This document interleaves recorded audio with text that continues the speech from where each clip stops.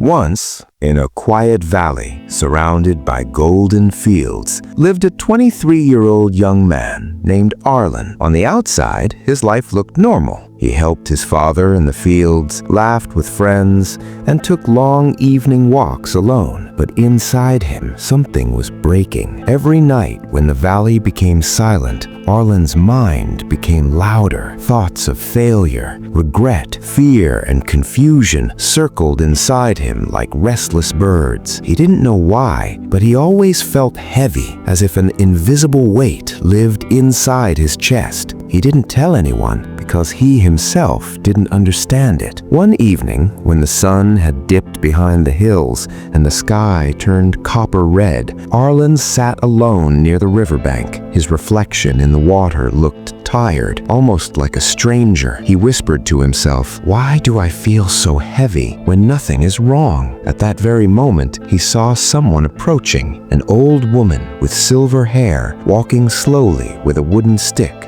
People in the valley called her Eira, the keeper of old wisdom. She was known for giving strange lessons that somehow always healed people. Eira stood beside Arlen and said gently, "Child, your eyes carry weight, your hands do not." Arlen was startled. "How did you know?" he asked. She didn't answer. Instead, she handed him a small leather pouch. It felt heavy, surprisingly heavy for its size. "Come," she said, "walk with me." Arlen followed her along the narrow path beside the river. After a few minutes, Eira stopped under an old oak tree. She pointed to a long wooden bench. "Sit and place this pouch on your lap." Arlen did. The weight pressed into his legs. It wasn't painful, just uncomfortable. Eira asked softly, "Is it heavy?" Arlen nodded. "Yes, but I can manage." Eira walked a few steps away, picked up a second pouch, and placed it on top of the first. Now it felt heavier. "Is it heavy now?" she asked. Arlen exhaled. "Yes, more than before." Without speaking, she added a third pouch, then a fourth, then a fifth. Arlen's legs were starting to hurt.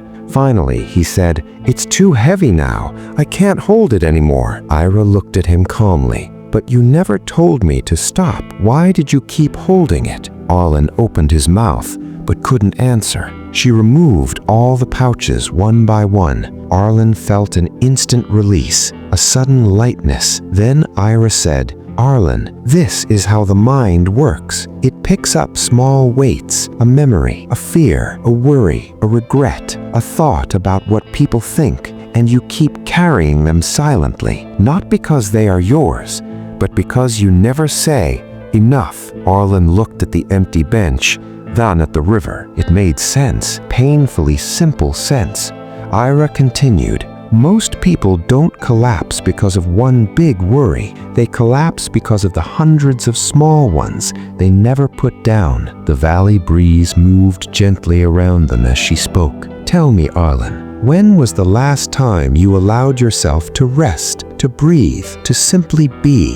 Arlen thought hard. He couldn't remember. Eira took back the small pouch and opened it. Inside was nothing but stones, simple, ordinary stones. Arlen laughed in disbelief. "All this for stones?" Eira smiled. "Your mind is the same. Most of what you fear, most of what you carry is nothing but stones. But because you never look inside, you believe they are mountains." Arlen felt something shift inside him, something open, something release. Eira stood and pointed toward the river. Threw one stone into the water. Arlen picked one stone from the pouch and threw it. The river rippled. "That stone," Eira said, "is a regret from your past." Another stone, another ripple. "That one is a fear about your future." Stone after stone he threw. Regrets, worries, mistakes, doubts, comparisons, insecurities,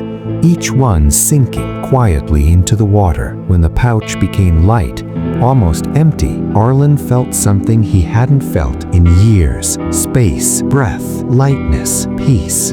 Eira whispered, "You see, child, you were never weak. You were simply overloaded." Arlen looked at her, his eyes softer now. But how do I stay light? How do I stop filling my pouch again? Eira touched his shoulder gently and said, by asking yourself each night, what weight did I pick up today that doesn't belong to me? And then you put it down, just like you put down these stones. Arlen breathed deeply, a full, peaceful breath. For the first time, his chest didn't feel tight. The river flowed quietly. The wind moved through the golden valley. Arlen felt himself returning to life. He stood up and said, thank you. I think I understand now.